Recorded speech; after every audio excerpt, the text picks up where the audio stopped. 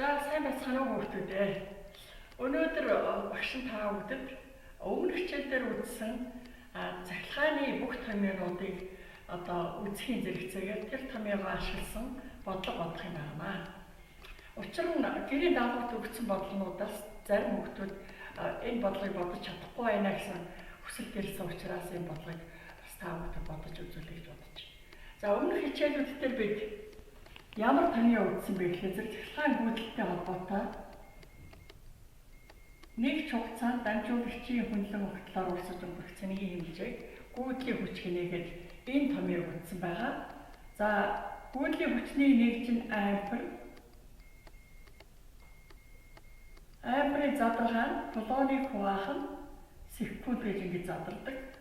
Энэ талаар үзсэн бид бүхэн бодлого бодсон байгаа. Өөр нэг томьёоны үхээр гүйдлийн хүчний бас нэг томьёо энэ хэлбэний хэсгийн омын хөл. Тэгэхээр O гэдэг бол хүчтэй, R гэдэг нь эсэргүүцэл, I гэдэг нь гүйдлийн хүч байгаа. За бас нэг томьёо үзсэн байгаа. Бүрэн хэлхээний омын хөл. R дээр нэмэх энэ.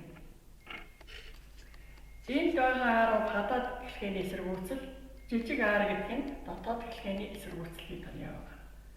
За тэрнээс гадна энэ томьёо маань өөрөө болсон хоёр задарч байгаа. За яаж хоёр задарч болдог талаар бид нар үзсэн байгаа.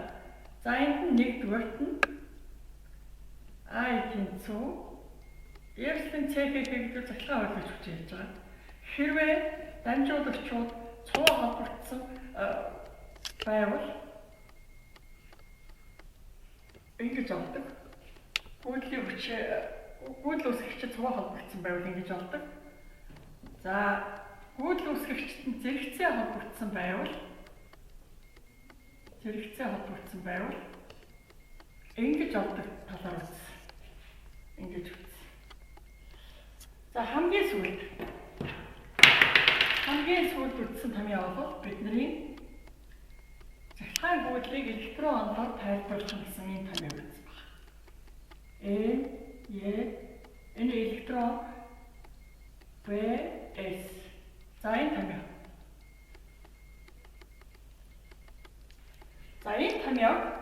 Энэ хоёрын байрыг салчих электроны нур тал бичиж ялгаагүй үнэтэй. Электроныг ингэж тэмдэглэн үржүүлэх нь энэ гэдэг бол нэг жинсэлхүүн цэнх бөмбөгийн тоо буюу концентрац юм байна. За энэ томьёог ашигласан бодлого хэдүүлээ одоо бодъё. За бодлого бодохын тулд бодлогын өгүүлбэрийг заавал бичих шаардлагатай байдаг. Бодлогын өгүүлбэрийг зөв бичснээр бодлогын өгүүлбэрийг зөв ойлгосноор өгөгдсөн зүйлээ зөв бичдэг. Өгөгдсөн зүйлийг зөв бичнэ гэдэг чинь томьёогоо зөв сонгож бодлого бодно гэсэн энэ санааг та нараа ойлгож авах хэрэгтэй. За ингээд багш нь бодлогын өгүүлбэрийг уншия. 0.1 мм квадрат огтлол бүхий 1 кг масстай зис гэж хэлжээ шүү. Сайн анхаараа зис. Дамжуулагчаар оромог ороолоо. Түүний хоёр төгсгөлд дээрх потенциалын ялгар нь 110 вольт.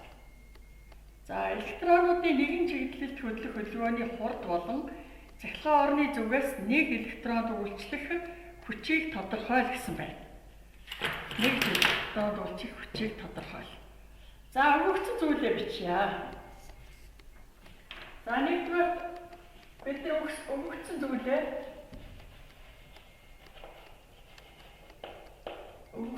ингэж бичье. За ийм юм өгөгдсөн байна. Тэгээд бидний олох гэж байгаа зүйл бол электроны нэг чиглэлт хөдөлгөөний хурд нэг электронд үйлчлэх хүчний хэмжээг олох юм байна. За бид энэ дээр энэ томьёонд тэнцүү электроныг үржүүлэх нь концентрац хурд. За энэ томьёогоор бичиж. За Е, Б, С. Бид энэ томьёогоо ашиглаж бодсон. За энийг удаан өнгөөр ингээд тодруулах. Энэ томьёо. Энэ томьёоноос бид нар энэ хурдаа авах юм бол I хуваах нь S. За одоо ингээд өгөгдсөн зүйлийг хадлаа зэрэг электронд мэдэгдэж байна. N гэдэг маань энэ концентрац рууны жижигхэн процент момент хоёр мэдэгдэж байна. S гэдэг маань энэ мэдэгдэж. Зөвхөн энэ мэдэгдэхгүй. Тэгэхээр энийг олъё. Өөрөөр хэлбэл энийг олохдоо бид нар хэлхээний хэсгийн омын хуулиа ашиглана.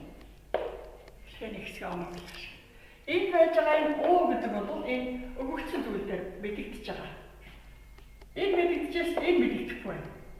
Тэгэхээр зэрэг бид нар энэ дээр юу гэж ойлгож болох вэ? Эндээс ай болж байна. Одоо энэ мэдэгдэхгүй учраас эндээс бид нар юу болох нь вэ?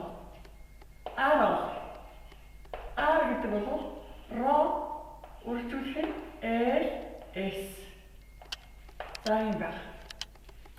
За энэ ро гэдэг бол хувийн эсэргүүцэл. За энэ томьёогоо бид өмнө үзсэн бодлого зөндөө олон бодлого болсон байгаа. Одоо эндээс L мэдэгдэхгүй.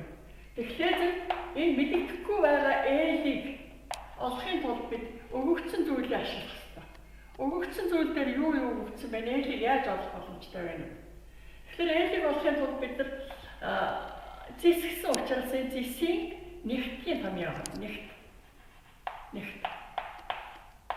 Хуваах нь эзлэхэн. Энийг бүр бид нар сайн мэдж байгаа. Энэ томьёоноос бид нар энэ эзлэхүүний авах. За энэ томьёоноос бид нар энэ нэгтгэлийг зэсийн нэгтгийг таблицаас авдаг. Тэгэхээр одоо ингээд зурчих юм шин.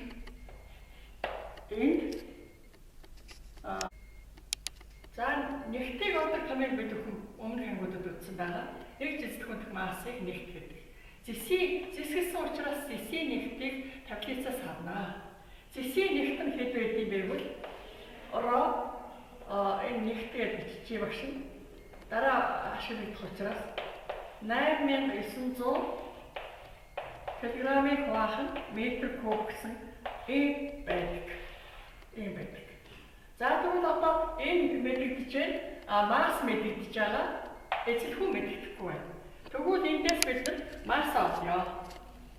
За масс олохдоо ро үржүүлэх нь эзлэхүүн гэсэн ингэж хувирдаг томьёо маань. Эндээс ро мэдээ энэ чинь нэгт байгаа. Эзлэхүүний авахын тулд эзлэхүүн гэдэг бол S-ийг үржүүлэх нь L гэсэн үг. S-ийг үржүүлэх нь L. За энэ хамгийн гол зорилгоны үгтэй зэрэг одоо бид нар энэ утгаар эндээ орлуулна гэсэн. Өөрөөр хэлбэл манай масс маань ямар болов гэхээр зэрэг ороо нэгтийг үржүүлэх нь S L боллоо. За одоо L гэдэг бол ямар болов? M-ийг хуваах нь ороо нэгт үржүүлэх нь S. Ийм бол. За энэ L-ийн утгыг бид нар хаана тавьлаа? Энд тавьчихъя. Энэ дээр гэсэн. За ийм маягаар ингээд орлуулаад ингээд бодох хэрэгтэй. За бид бүхэн мэддэхгүй байсан энэ томьёод байсан мэддэхгүй байсан L-ийг ингээд энэ томьёод байсан L-ийг авлаа. Одоо энэ L-ийн утгыг хаана орлуулах вэ гэхээр бид нар энэ I-ийн O хуваах R гэсэн томьёогоо энд бичиж. Ингээд задгалаагийн R-ийн задгалагийг ороо хувийн эсэргүүцлийг үржүүлэх нь L-ийг хуваах нь S гэсэн O хуваах нь ингээд гарч ирж байгаа. За энэ L-ийг хуваах нь S гэдгийнхээ L-ийн утгыг одоо орлуул. Энэ S маань хайцсан байх гэхээр энэ дээшээ гарч энд өрчөлдөж өгч байгаа шүү. Тэгж анзаараа. За одоо энэ ээлийг утгыг энд орлуулна. Өөрөөр хэлбэл та нар энэ утгыг энд орлуулж өгч гэж бодох. Тэгвэл манай томьёо маань ингэж үүсдэг. OS-ийг хуваах нь ро, үржүүлэх нь M-ийг хуваах нь нягтын ро, үржүүлэх нь S. Энэ томьёогоо бидний энд орлууллаа. Энэ томьёо маань бидний юу вэ? L шүү дээ. L-ийн орнд. Энэ L-ийн орнд энийг орлуулж өгч байгаа. За, одоо жоохон хуралт хий. Энд байж байгаа энэ хуваалт байгаа ро S гэдгийг энэ ро S бол дээш байгаа. Тэгэхээр энд S байсан учраас энэ S-тэй үржигдээд S квадрат болж байгаа. S квадрат болоод нягтаараа үржүүлээ. Энэ ро нягт гэдгийг бид нэр хувийн эсрэгүүцлийг KA гэж тэмдэглээ. Адилхан ро үсэг байх учраас. За, хүүдлийн хүч маань ийм боллоо. Нөгөө ийм байсан хүүдлийн хүч маань ийм болж өөрчлөгдөж хөөрлөө. Одоо бид нар энэ утгаа өөрөөр хэлбэл энэ чинь энд ирэх ёстой шүү дээ. Энэ хүүдлийн хүчтэй болно. Бидний анхны авах ёстой томьёо маань хурдаг болох гэж байгаа. Зорилго маань. За тэгээд энэ аягийн хооронд одоо энэ утгаа олно гэсэн. Тэгээ яг энэ утгаа бид нар хаана оруулах нь вэ? Энэ чинь бидний мэддгээр нөгөө аяг чинь болж байна шүү дээ. Энд оруулсан. Энэ оруулсан. За ингээд оруулаад бичснийхээ дараагаар жоох хуралт хийлээ. Энэ бол манай ерөнхий хуваар байгаа шүү. Энийг сайн анзаараарай. Ерөнхий хуваарийн дээд тодорхой тав байгаа учраас энэ хуваар болж байгаа хэсэг доош орж ирдэг. За хургаад бичих бол ийм болно. Энд дээр S квадрат гэж өгөгдсөн доор S гэж байгаа. Энэ S квадратын зэрэгтэй хураагдлаа. Тэгээд хургаад бичих юм дээд O S ро нэгт доор электроныг үржүүлэх нь E хувийн эсрэгүүцэл масстай юм бол. За одоо эндээс бид нар самбар авахгүй учраас нөгөө самбар дээр очиж тайлбарлаж өгөх шин. Самбар дээр гарсан томьёо маань одоо эцэст хурд маань ингэж гарч ирж байгаа шин ингэж гарч ирж байгаа. За одоо бид нар зөвхөн утгуудаа орлуулаад бодлоо үлдлээ. За утгуудаа орлуулаад бодохын өмнө тал бид нар нэгжээ хувиргал сурцгаая. За хурдны нэгж метр секунд гарах ёстой. Тийм учраас багш нь нэгжийн хувиргалт хийнэ. За нэгжийн хувиргалт хийхэд метр секунд яаж гарах вэ? Одоо эндээс хүчитлийн нэгж вольт байдаг. Хөндлөн огтлын талбай нэгж миллиметр квадратаар өгөгдсөн байгаа. Масс нягтын нэгж нь килограмм метр куб байдаг. За энэ дээр электроны цэнгийн нэгж нь кулон байна. Концентрацийн нэгж нь метр куб хасах зэрэгтэй байна. Энэ ороо хувийн эсрэгүүцлийн нэгж нь Он миллиметр квадрат метр. За энэ массын нэгж нь юу вэ? Килограмм байна. Килограмм. За энэ жоохон одоо өөрчлөлт хуралт хий. Энэ килограмтай хуваагдана. Энэ энэтэй хуваагдана. Миллиметр квадрат гэдэг нь миллиметр квадраттай хуваагдчихлаа. За одоо эндээс яах вэ? Биднэрт юу үлдвэ? Вольтыг үржүүлэх нь ганц вольт үлдсэн биз дээ, тийм ээ? Юу үлдчихв? Дээр бол вольт байгаа юм байна. Доор кулон байна. Омыг хуваах нь метр гэж байгаа. Энэ метр гэдэг бол яах вэ? Дээшээ гарах ёстой. За тэгвэл дээр одоо юу болж байна? Вольтыг үржүүлэх нь метр, доор кулоныг үржүүлэх нь ом гэж ингэж гарч ирлээ. За одоо бас жаа хуваалт хий. Вольтыг үржүүлэх нь метр хэвээрээ байна. Кулон ингэж байж омоо задлаа. Ом гэдэг бол эсрэгүүцлийн нэгж. Тэгэхээр зэрэг ом бол юу байх вэ гэхээр зэрэг амперыг үржүүлэх нь ом гэдэг бол вольтыг хуваах нь ампер. Вольтыг хуваах нь ампер. За бид нар 97,900 гэдэг юм байна. Үржүүлэх нь 19 зэрэг. Энэ бутархай таваа учраас энэ 19 зэрэгтэр үржүүлэх бүхэл тооцоолж бол юм. За энийг одоо хуваахтаа зэрэг хариу нэм болж байгаа. Энийг өшөө хэлбэрчлэхэд эцсийн хариу маань ийм болж байна. Дөрвийг бүржүүлэх нь 10-3 зэрэг метр. За түрүүчийн энэ түрүүн багш нь ярьсан энэ метр кубын нэг жил оролцсон байж байгаа. За ингээд манай бодлогын нэгдүгээр хэсэг бол дуусчих. За хоёрдугаарт нь бид нар юу үзэх вэ гэхээр хоёрдугаарт нь бид энэ нэг электрон үйлчлэх хүчний хэмжээг олох гэсэн. Энэ хүчийг олохдоо F тэнцүү E-г үржүүлэх нь E. За энэ дээр энэ E гэдэг маань хүчлэгийг цахилгаан орны хүчлэгийг юм тань байна. E тэнцүү O хуваах нь L. O хуваах нь L. Тэгэхээр O гэдэг нь бид тэнд өгөгдсөн мэдэгдэж байгаа. L гэдэг бол бас мэдэгдэж байгаа. L-ийг бид түрүү тэнд олсон. Тэгээд L-ийн утгыг O-гийн утгнуудыг орлуулаад тавьлаар юм болж байгаа. Энэ дээр 5 утгаа орлуулах эцсийн хариу гэж гарнаа. За ингээд өнөөдрийн бодлого бол ерөнхийдөө ингээд дуусчихъя. Одоо та бүхэнд гэрээ даалгавар хэлье. Гэрээ даалгавар явуучих.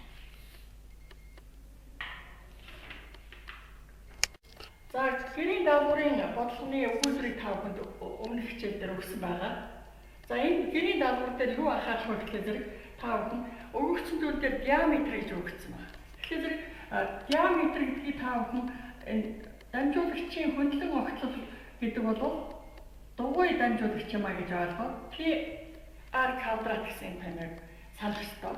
Энэ томьёог ашиглана. Хоёрдугаар радиус гэдэг бол диаметрийн хагас юм а гэдгийг ашиглаад энэ утгаа